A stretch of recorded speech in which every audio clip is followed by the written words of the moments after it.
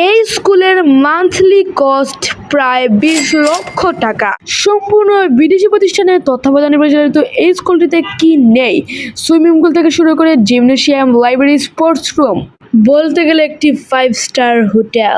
স্বাগতম আপনাকে বাংলাদেশের সবচেয়ে ব্যয়বহুল স্কুল হেলিবাড়ি ভালুকায়। আর আজকের ভিডিওতে আমি এই স্কুল নিয়ে বিস্তারিত আলোচনা করব।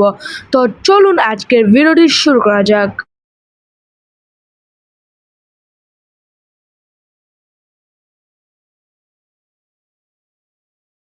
হেলিবাড়ি ভালুকা এই স্কুলটি পরিচালিত হয় ইউকের একটি প্রতিষ্ঠান হেলিবাড়ি কলেজ দ্বারা। ক্লেমেন্ট এটলির মতো বিখ্যাত সব ব্যক্তি হেলিবাড়ির বিভিন্ন আন্তর্জাতিক শাখা থেকে শিক্ষা জীবন শেষ করেছেন।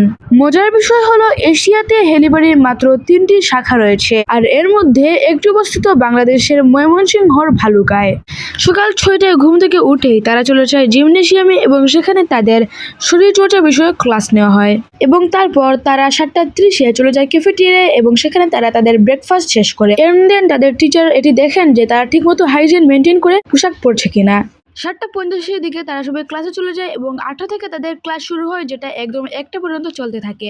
1টা থেকে 2টা পর্যন্ত তাদের চলে লাঞ্চ ব্রেক এবং সেই সময় তারা বিশাল বড় ক্যাফেটেরিয়ায় লাঞ্চ করে। এরপর 2টা থেকে 3টা পর্যন্ত তাদের ক্লাস চলে এবং এন্ড দেন তারা চলে যায় ডরমিটরিতে এবং সেখানে তারা রেস্ট নিয়ে 4:30টার সময় তারা চলে যায় ক্যাম্পাসের ফিল্ডে এবং সেখানে তারা 6:45 পর্যন্ত খেলাধুলা করে। বাঙালিরা যেরকম 10:30 বা 11টার সময় ডিনার করি, তারা সেখানে ডিনার করে 6:45 থেকে 7টার মধ্যে। বিষয়টা খুবই ইন্টারেস্টিং। তো 7:30টার পর থেকে তারা আবার স্টাডি শুরু করে এবং এই রুটিনটি তারা রেগুলার মেনটেন করে। তারা খুবই আর্লি ঘুমিয়ে যায় এবং সকাল 6টা থেকে ঘুম থেকে ওঠে।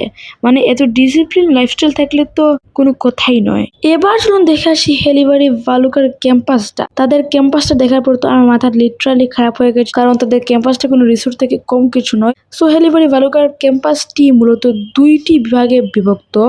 এর মধ্যে একটি বিভাগ দেখতে পাচ্ছেন যে মেইন ক্যাম্পাস বিল্ডিং, মানে একাডেমিক বিল্ডিং যেখানে তাদের ক্লাস হয়, এবং আরেকটি পার্ট হলো গিয়ে তাদের ডরমেটরি যেখানে তারা থাকে, অর্থাৎ আবাসিক বিল্ডিংটা। আর এই ফুল হেলিবাড়ি ক্যাম্পাসটা 30 একর জমির উপর নির্মিত।